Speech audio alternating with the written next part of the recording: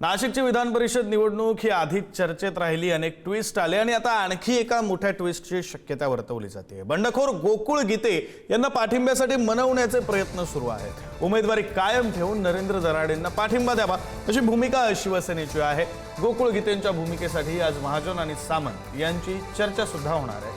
गिरीश महाजन आणि उदय सामंत आज नाशिकमध्ये असतील। गोकुळ गीतेंनी पाठिंबा दिल्यास निवडणूक दुरंगी होण्याची शक्यता आहे। महायुतीमध्ये भाजपचे बंडखोर प्रसाद हिरे यांचं आव्हान कायम आहे। नाशिक विधान परिषद नव्या राजकीय समीकरणांच्या उंबरठ्यावर आहे। गोकुळ गीतेंचा अंतिम निर्णय निवडणुकीचं चित्र बदलणार आहे। आपले प्रतिनिधी किरण ताजने आपल्यासोबत जोडले गेलेले आहेत, आपण त्यांच्याशी या संदर्भात बोलूया। किरण, आतापर्यंत इतके ट्विस्ट पाहिल्यानंतर आता आणखी एक ट्विस्ट येऊ घातलाय नाशिक विधान परिषदेच्या निवडणुकीत।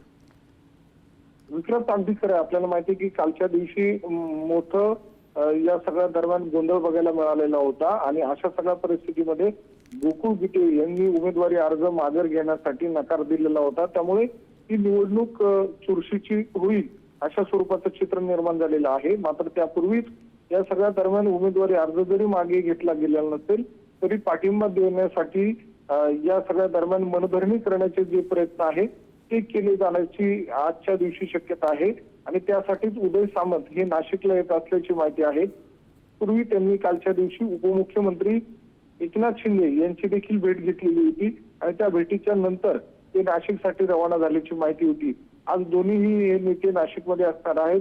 गिरीश महाजन आणि उदय सामंत यांच्यामध्ये या सगळ्या पार्श्वभूमीवर बैठक होणार असल्याची माहिती आहे आणि त्या माध्यमातून गोकुळ गीते यांचा या सगळ्या दरम्यान पाठिंबा मिळवून घेण्यासाठीचे प्रयत्न सुरू आहेत। मात्र आता असलं तरी दुसऱ्या बाजूला भाजपचे प्रसाद हिरे हे मात्र या निवडणुकीमध्ये आहेत। बंडखोरी त्यांनी केलेली आहेत आणि ते पाहता नवं राजकीय समीकरण देखील बघायला मिळण्याची शक्यता निर्माण झालेली आहे। त्यामुळे आजच्या दिवशी नेमकी त्या भेटीच्या दरम्यान काय चर्चा होते हे पाहणं महत्वाचं असणार आहे। विक्रांत, धन्यवाद तुम्ही दिलेल्या सगळ्या सविस्तर माहितीसाठी किरण।